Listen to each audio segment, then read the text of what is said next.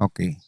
So our goal for today is to create a simple topology and implement or change the encapsulation to PPP. Actually, it's very simple, but I just want you to try it and refresh everything from the start, like how you configure routers and interconnect them, implement routing protocol, etc. Okay, so let's do this. I'll be putting three routers. So there are uh, three here, and then I'll name them um, central. I'll be basing this activity from the one for which can be found at the NetAcad. So this will be branch one, and this will be branch two. Okay, and then I'll be adding a switch. There you go. Uh, there, switch here and there, and another computer. Okay, there. So first, we need to turn off the switch and add an M2T module. Then turn it on. Check if it's booting. The same with the central switch. Turn it on. And then the third switch. Sorry, I've been saying switch. It's router. So the third router, and then turn it on. Check if it's booting. Okay. Now I'll be assigning or connecting the serial for these routers, and I'll be assigning this branch one as the DCE using serial 010 and the same 010 to the central router. From the central router, it will be the DCE and then assigning the serial 011 to be paired with 011 of the branch 3 router. Okay. And then use the gigaport 00 on the G01 of the switch. The same is true with the other router, the branch 3 router. Use the G0 and connect it with the G01. So connecting the PC doesn't really matter what port you use, but let's just be using 024 there, plus Ethernet and 024. Now that they're all interconnected, so let me do a quick mapping. So I'll assign IP addresses on every network. So first, let's connect the um, branch 1 to central network using 10.1.1.0 slash 30 network there. And then central to branch 3 using 10.2.2.0 slash 30 network. So the IP assignment is the first usable for the DCE to the DTE. The same is true with here the branch 1 to central. The first usable, which is 10.1.1.1, will be assigned to the DCE first and then the DTE. Okay. And then um, let's assign a network for this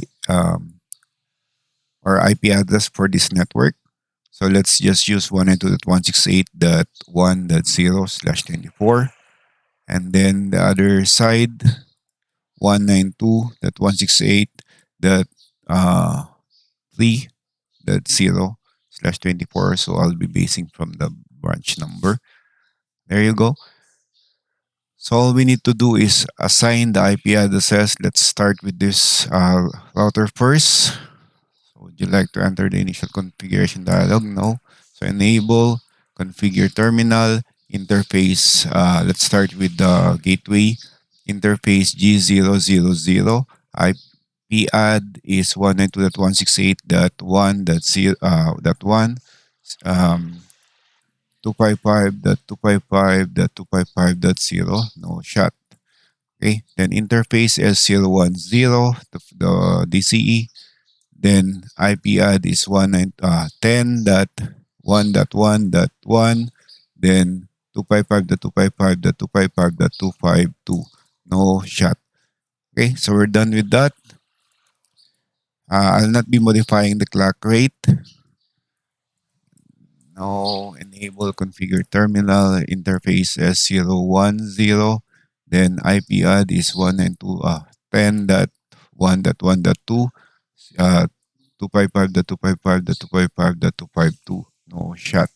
And interface, the other side, S011.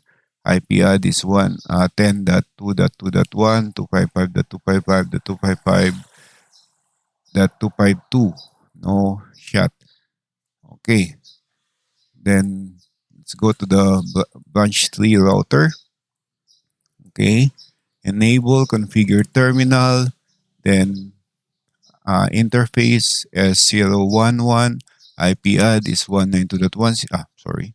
10.2.2.2, 255.255.252. No shot. Okay. The interface, the gateway for branch 3, interface G00. Oh, sorry. Unsolicited messages. So let's do it again. Interface G00 and then IP add is 192.168.3.1, 255.255.255.0. No shot. Okay. After configuring the interfaces of the routers, let's go to the desktop and set the IP address of the PZ0. So 192.168.1. Let's just use 2. And then the gateway 192.168.1.1. There you go. Then the same is true with this one. So desktop IP configuration, then 192.168.3.2, then 255, then 192.168.3.1 for the gateway. There you go. Oops. What's wrong? IP 192.168. That 168.3.1. Okay. I don't know what's the typographical error a while ago. Okay, I'll be seeing it when I replay the video. Anyway, so it's done. So we can ping the gateway, hopefully. Okay. Then let's implement a routing protocol. So it will be easier if you're going to use OSPF. So in here, I need to use OSPF, uh, router, OSPF, all of them. I'll just be using process ID 1 and then route network 192.168.1.0, then 0.0.0.255, then area 0. So single area lang yung gagamitin ko. And then network 10.1.1.1.0, then 0.0.0.3 area 0. So the wildcard mask. And then I'll be doing the same thing here at the central router. So router OSPF 1, then network 10.1.1.0, 0.0.0.3 area 0. Network 10.2.2.0, 0.0.0.3 area 0. Okay. So do show IP route. So let's wait for the update and then let's finish the routing protocol. So router OSPF 1, then network 10.2.2.0, 0.0.0.3, area 0. Then network 192.168.3.0, 0.0.0.0.255, area 0. Okay. So update will be distributed soon. So do show IP route here. So we have two network found by 10.2.1. So let's wait for